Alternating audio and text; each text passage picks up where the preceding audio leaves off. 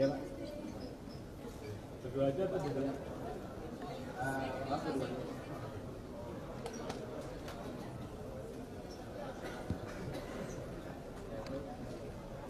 Ya, bismillahirrahmanirrahim. Assalamualaikum warahmatullahi wabarakatuh. Salam sejahtera rekan-rekan sekalian.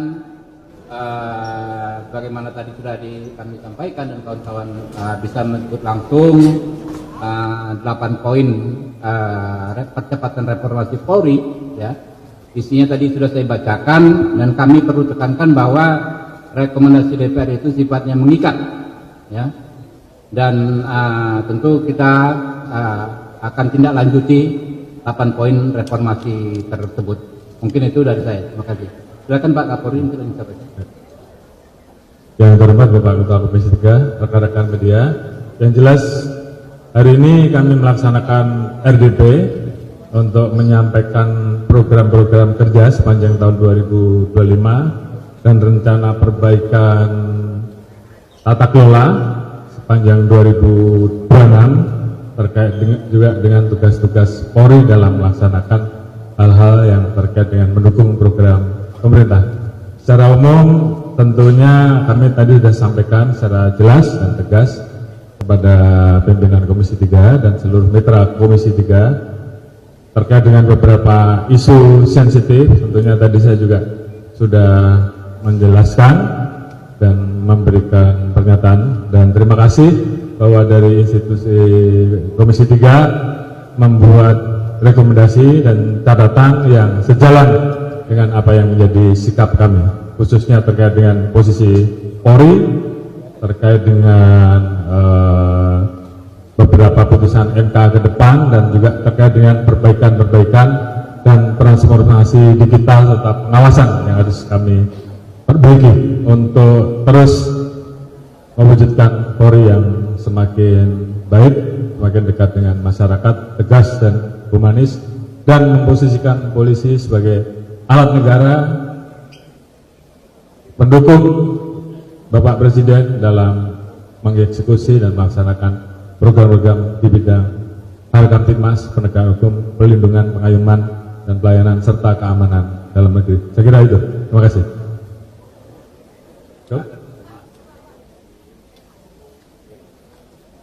Di mana?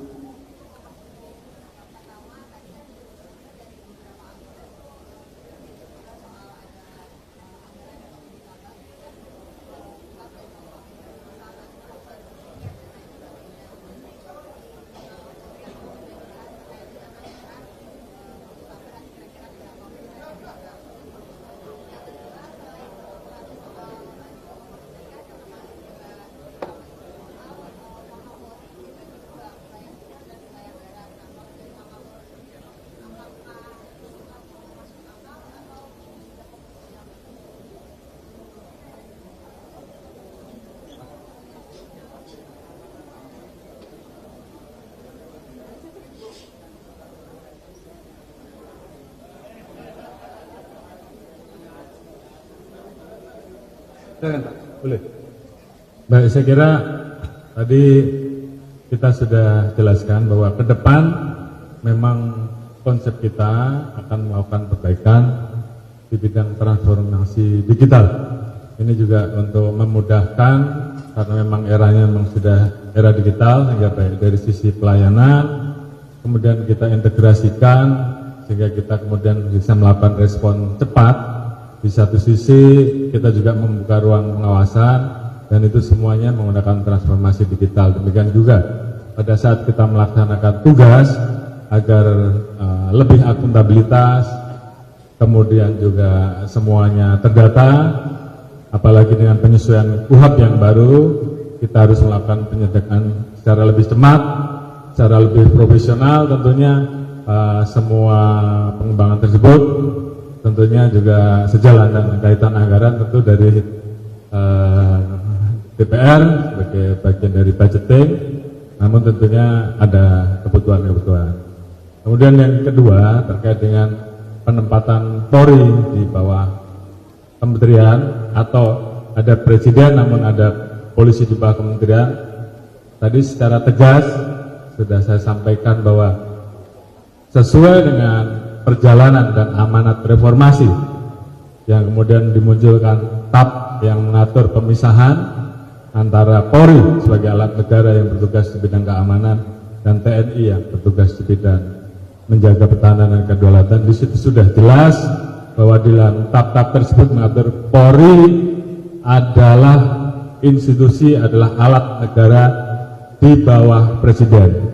Dan kemudian ada TAP berikutnya sebagai alat negara yang melaksanakan tugas melindungi, melayani, dan melayani masyarakat serta melakukan penegakan hukum, maka untuk melaksanakan mekanisme check and balances perlu persetujuan DPR. Saya kira itu sudah jelas.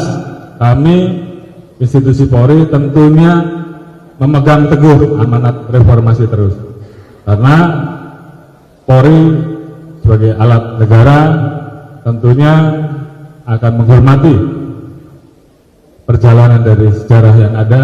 Dan terima kasih tadi dari DPR RI mempertegas hal tersebut bahwa Polri adalah alat negara yang berada di bawah Presiden dan tidak di bawah Kementerian Kepolisian. Itu jelas dan tegas, dan itu kami Polri semuanya satu suara sama dalam hal itu. Terima kasih.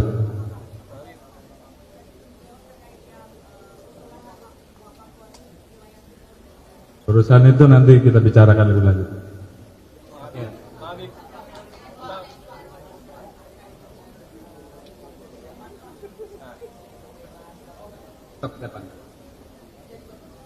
Baik, kasus itu sebenarnya sudah terjadi beberapa waktu yang lalu, namun Kapolda sudah melaporkan bahwa saat ini sedang diupayakan untuk melaksanakan restoratif justice sehingga kasus tersebut segera bisa selesai.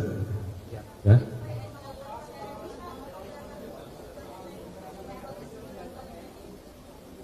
Baik, tentunya ini sedang dibicarakan dan kami sedang menunggu proses harmonisasi karena ada batasan-batasan yang harus kita jaga sehingga kemudian maksud dari peraturan tersebut tentunya sesuai dengan apa yang jadi kebutuhan. Saya kira itu. Terima kasih.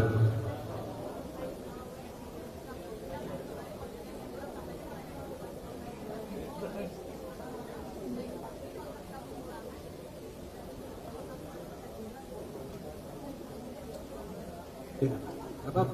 Itu. Yang ngomong itu siapa?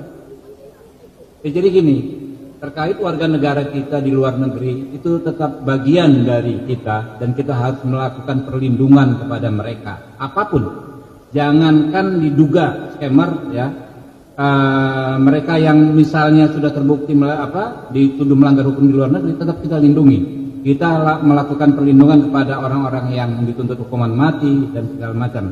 Jadi dalam konteks aspek hak dia sebagai warga negara harus kita lindungi maksimal. Ya, demikian.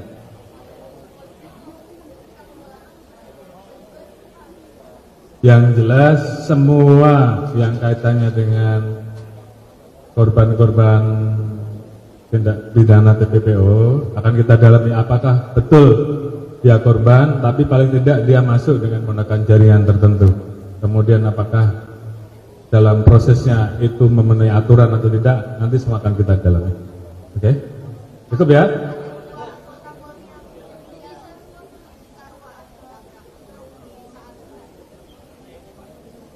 Yang pertama, tentunya saya mengucapkan bela sungkawa yang mendalam terhadap dua anggota kita yang kemarin sedang melaksanakan tugas dan kemudian